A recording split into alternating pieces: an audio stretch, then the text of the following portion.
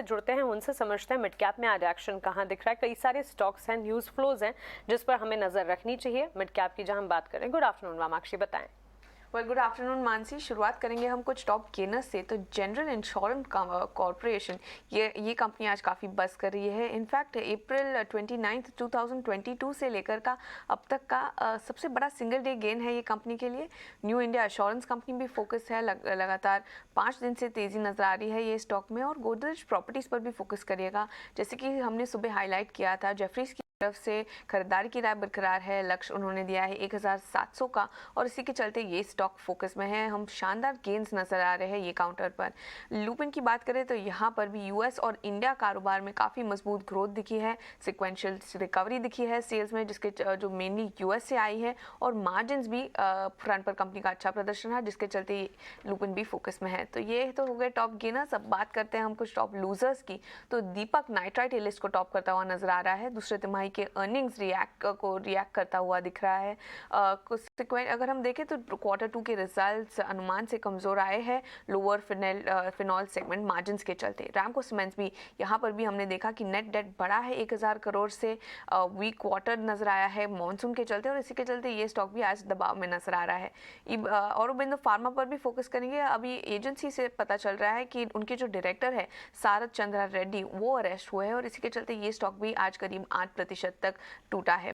Tube investments of India अगर हम देखें तो लगातार टॉप लूजर्स की लिस्ट में शामिल हो रहा है, और आज हम देख रहे हैं कि ये स्टॉक में करीब 5% की गिरावट है। खैर, ये तो हो गए टॉप गेनर्स और टॉप लूजर्स। अब बात करेंगे हम कुछ स्पेसिफिक थीम्स की।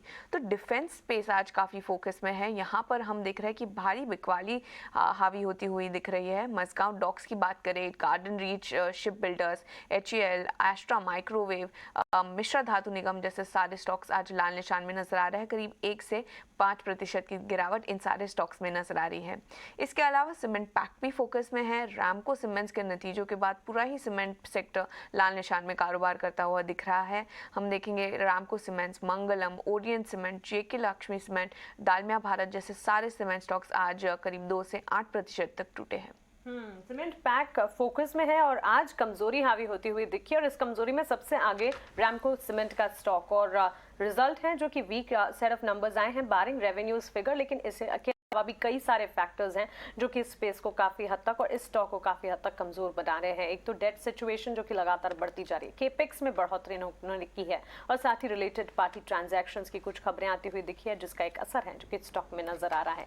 लेकिन चलिए वामाक्षी, आप साथ ही ये भी बता दीजिए कि मिड कैप इंडेक्स में और कौन सी खबरें हैं जिस पर हमें नजर रखनी चाहिए।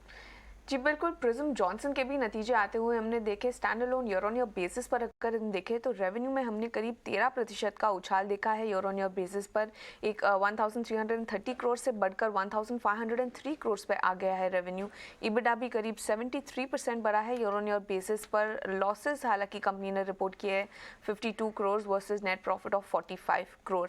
EBITDA मार्जिन यहाँ पर भी एक शार्प कॉन्ट्रैक्शन नजर आया है, 11.6% पर थे और अब वो गिरकर हो गए हैं 2.8%। तो इसी के चलते प्रिज्म जॉनसन सीमेंट फोकस में है। यहाँ पर हम देख रहे हैं करीब 1.94% की गिरावट। इसके अलावा PS प्रोजेक्ट्स पर फोकस करेंगे। कंपनी को एक लेटर ऑफ इंटेंट मिला है सिविल कंस्ट्रक्शन वर्क के लिए। 200 करोड़ का ऑर्डर है इंडस्ट्रियल कैटेगरी से, और ये ओवरऑल ऑर्डर्स को जोड़कर जो टोटल ऑर्डर इनफ्लो है FY23 के लिए अब तक, वो हो गया है 1700 करोड़। तो इसी के चलते PSP प्रोजेक्ट्स भी फोकस में, और हल्की सी तेजी ये स्टॉक में भी हम देख रहे हैं।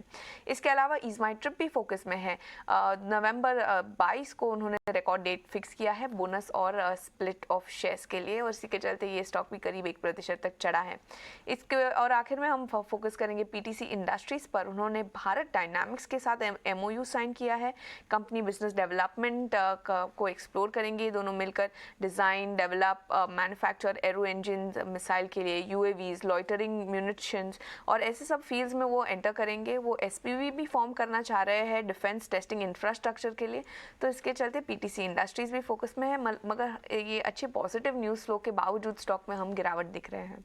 वामाक्षी, शुक्रिया। ये सारे के सारे एक्शन वाले स्टॉक्स, मिड कैप में कहाँ कमजोरी है और साथ ही खबरें कौन सी हैं हमारे साथ शेयर करने के लिए।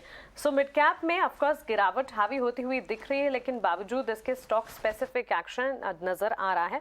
Of course both side stock specific action आप देखेंगे, और मिड कैप में ही स्वाति स्टॉक्स की अगर बात करें, mid cap cement plays, mid cap IT segment जो कि परफॉर्म कर रहे थे, इस वक्त सिचुएशन बिल्कुल इसके उलट नजर आ रही है। सीमेंट के लिए कंसोलिडेशन की बातें भी चली थी, बिग प्लेयर एंट्री की बातचीत भी हो रही है, लेकिन ऐसे में आज अगर देखें तो सीमेंट पैक परफॉर्म बिल्कुल नहीं कर पा रहा है। रैमको सीमेंट ये तो नंबर्स हैं और उसके बाद का एक इम्पैक्ट, लेकिन इसके ठीक पीछे मंगलम सीमेंट, ओरियन सीमेंट, जेके लक्ष्मी, डालमिया भारत में बिकवाली का दबाव हावी होता हुआ करीब 3% से 8 से 10% तक की गिरावट इस सेक्टर से जुड़े स्टॉक्स में नजर आ चुकी है। मिड कैप सीमेंट में क्या इस वक्त कोई मीट, कोई फ्लैश आपको नजर आता है? सीमेंट पैक में अगर मानसी में देखूं तो काफी दिनों के बाद एक सेल ऑफ प्रॉफिट बुकिंग हमें नजर आ रही है। अगर आप एसीसी देखो, दाल भारत देखो या अल्ट्राटेक सीमेंट, इन्होंने ऑलरेडी रैली दे चुके थे लास्ट 15-20 ट्रेडिंग सेशंस बैक, उसने काफी अच्छे मोमेंटम से रैली देखे थे। अभी मार्केट भी थोड़ा सा सेलिंग प्रेशर में है, तो बट ऑब्वियसली हम लोग ईएस काउंटर्स में प्रॉफिट बुकिंग डिनाई नहीं कर सकते क्योंकि उन्होंने ऑलरेडी रैली दे चुके थे। तो मुझे लगता है करंट लेवल पे यस थोड़ी बहुत हमें कंसोलिडेशन फेज देखने मिलेगा सीमेंट सेक्टर पे करंट लेवल्स पे भी। बट अगर कोई पैक अगर बाय करना चाहिए तो मुझे लगता है अल्ट्राटेक सीमेंट, दाल भारत सीमेंट, ये काफी स्ट्रॉन्ग काउंटर्स है।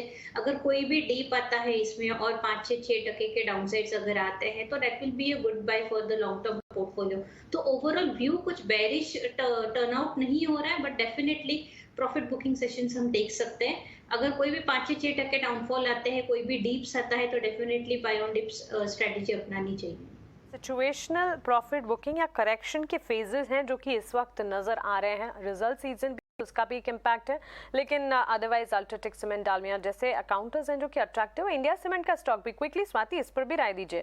241 के लेवल्स पर 1.5% की गिरावट एंट्री पॉइंट से देता नहीं है अमूमन, लेकिन इस वक्त हम देख रहे हैं बिकवाली का दबाव नजर आ रहा है। करीब 1.5 से 2% की गिरावट स्टॉक में नजर आई है। क्या लगता है इसे एक अपॉर्चुनिटी के तौर पर समझना चाहिए? देखिए, इंडिया सीमेंट काफी से मैं देख रही थी मानसी की 50 डीएमए के ऊपर अच्छा वेल सस्टेन था, बट काफी फ्लैट मोमेंटम था, एवरेज को चिपक चिपक के ही चल रहा था। ऐसे तो कोई ब्रेकआउट मेजर हमें नजर नहीं है। 255 का एक स्विंग रेजिस्टेंस था, वो ब्रेक नहीं कर पा रहा है from last 7 to 8 trading sessions में। अभी 50 डीएमए के नीचे भी आ रहा है, तो मुझे लगता है थोड़ा वेट करना चाहिए। काउंटर में कोई बाय पोजीशन इनिशिएट नहीं करनी चाहिए फ्रेश, बट जिनके पास फ्रेश पोजीशन है वो एक 230 के स्टॉप लॉस से होल्ड कर सकते हैं। 230 अगर एक बार ब्रेकडाउन हो जाएगा तो मुझे लगता है और हमें सेलिंग प्रेशर इंटेंसिफाइड होते हुए नजर आएगा। तो थोड़ा वेट कीजिएगा। फ्रेश लॉन्ग के लिए मुझे लगता है 210-200 के लेवल्स काफी स्ट्रॉन्ग रहेंगे। अगर वो नहीं आता है बट अपसाइड ब्रेकआउट देता है तो 255 के ऊपर ही करना चाहिए। तो एज ऑफ नाउ ये स्टॉक बाइंग पोजीशन में नहीं है, थोड़ा वेट कीजिएगा, बाय ऑन डिप स्ट्रेटेजी अपनाइएगा। एक्जिस्टिंग पोजीशंस इंटैक्ट रखें, नई पोजीशंस के लिए इंतजार करना होगा। सिचुएशनल और सीजनल भी कह सकते हैं सीमेंट के लिए इस वक्त प्लेआउट्स होते हुए दिख रहे हैं, क्योंकि मॉनसून जो है एक तरह से काफ़ी वीक सीजन होता है सीमेंट सेक्टर के लिए पर्टिकुलरली। इसी के चलते सेकंड क्वार्टर जो है उसमें कमजोरी अमूमन नजर भी आती है। यहाँ एक छोटे